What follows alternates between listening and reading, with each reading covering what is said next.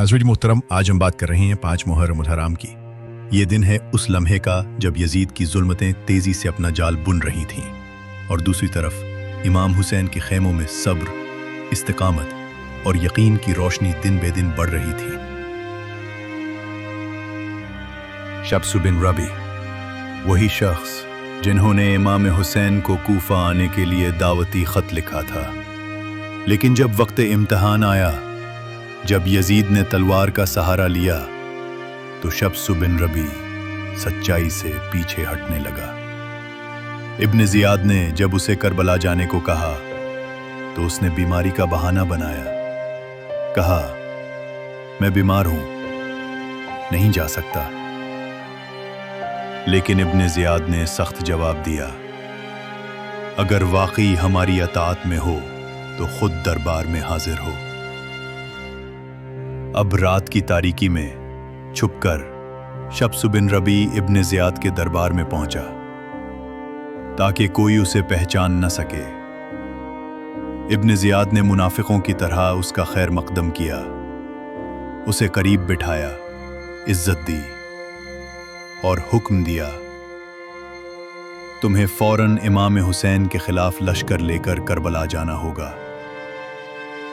शब्स बिन रबी ने डर, लालच और दुनियावी फायदे के तहत यह हुक्म कबूल कर लिया और इब्न जियाद ने उसे 1000 सिपाहियों का लश्कर देकर करबला रवाना कर दिया।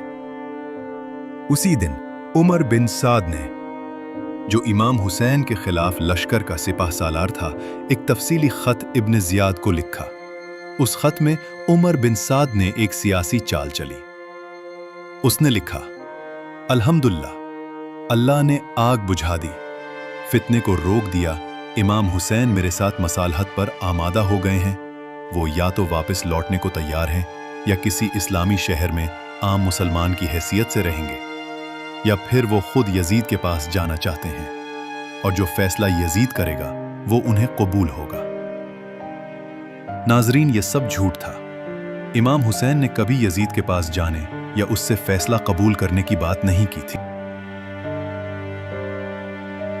असल बात यह थी कि उमर बिन साद करबला की जंग से बचना चाहता था। वो चाहता था कि यजीद की खुशनुदी भी मिल जाए और इमाम हुसैन का खून भी ना बहे, लेकिन वो ऐसा नहीं कर सका क्योंकि उसका दिल दुनिया, हुकूमत और री का गवर्नर बनने की लालच में जकड़ा हुआ था। लिहाजा इसने झूठा खत लिखा और इमाम हुसैन की तरफ वो बातें मंसूब की जो उन्होंने कभी फरमाई ही नहीं। इधर इमाम हुसैन के खैमों में सब्र, अल्लाह का जिक्र, तस्बीह, दुआ और कामिल यकीन की फजा थी। इमाम के असहाब रोज बरोज दुश्मन की बढ़ती तादाद को देख रहे थे, लेकिन उनके हौसले चट्टान से ज्यादा मजबूत थे।